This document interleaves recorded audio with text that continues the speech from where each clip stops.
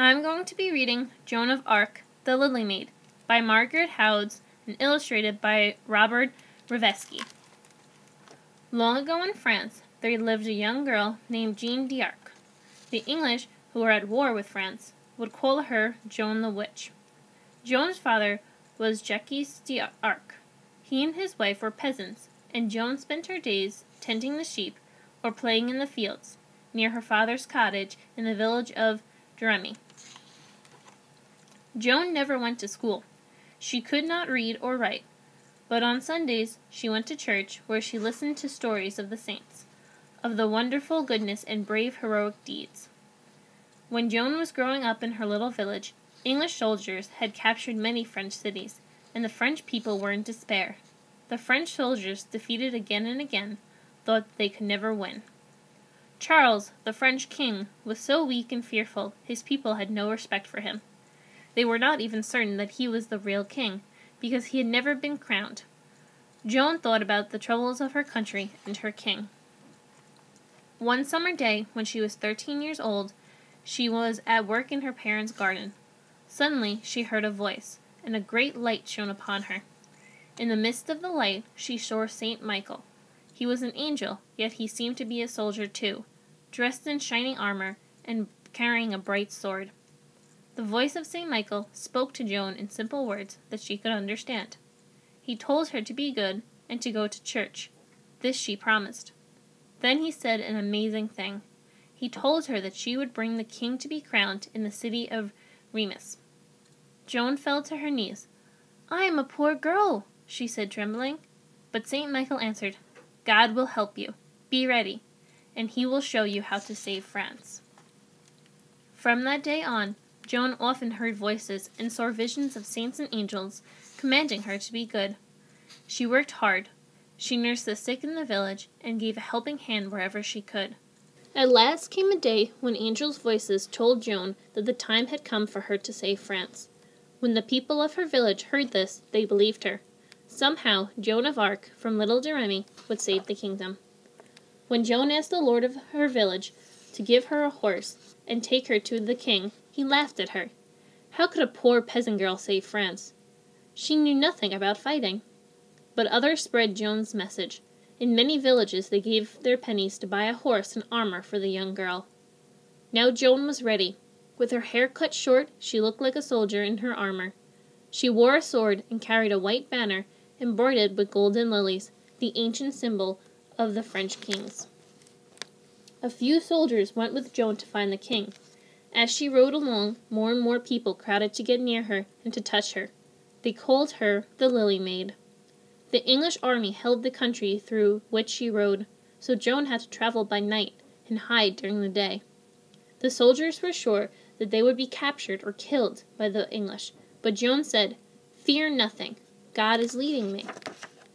On the 12th day, she reached the court of King Charles and went boldly into the great hall of the castle.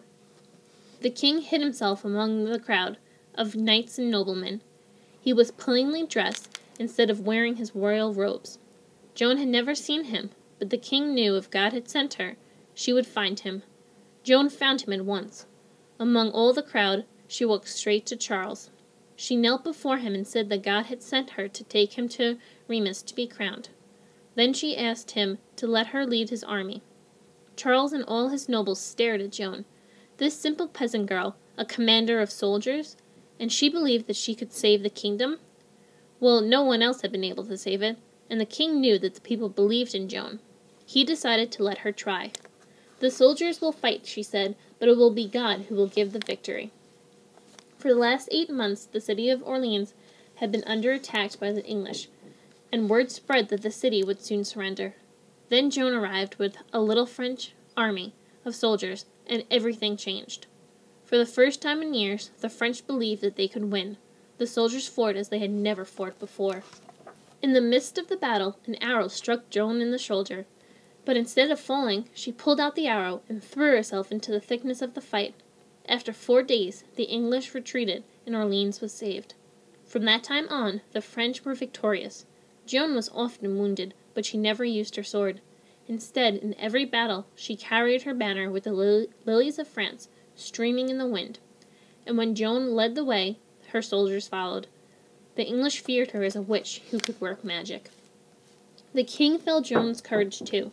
Together they rode to the city of Rheims, and there in the great cathedral he was crowned King Charles VII, with Joan at his side. The French people believed that they finally had a real king.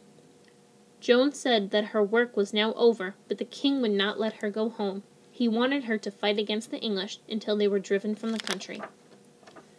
Joan knew that if she went on fighting, she would not live long, but she believed she had been born to save France. Nothing else really mattered.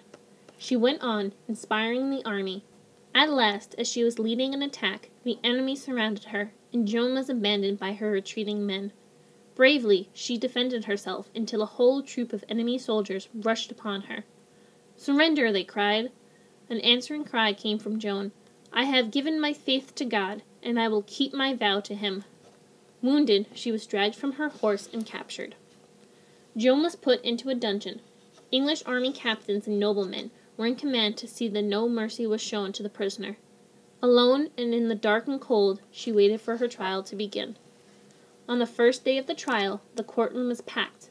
The judge told Joan that if she would say that she had not been led by saints and angels, she might be pardoned.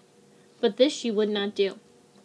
"If you command me to say that the voices I heard were not from God, then that is impossible," she said. People were amazed at her courage, and her witty answers sometimes even made the judges smile. She looked as strong and brave as any young soldier. But her courage could not save her life. On May 30th, in the year 1431, Joan of Arc was taken to the marketplace of Rouen. Dressed in a long black robe, she was tied to the stake to be burned to death. She asked for a cross to hold, and an English soldier answered, "Here, take this." He held up a rough cross he had made of 2 sticks. Joan thanked him and clasped the cross in her hands as the flame rose around her. She was still only a young girl, but her work was done. She had saved France. The people of France never forgot the Lily Maid, and in time her fame spread around the world. In 1920, almost 500 years after her death, the peasant girl of Jeremy was named a saint. And strangest of all, even her old enemies, the English, who were once called her Joan the Witch, now called her Saint Joan of Arc.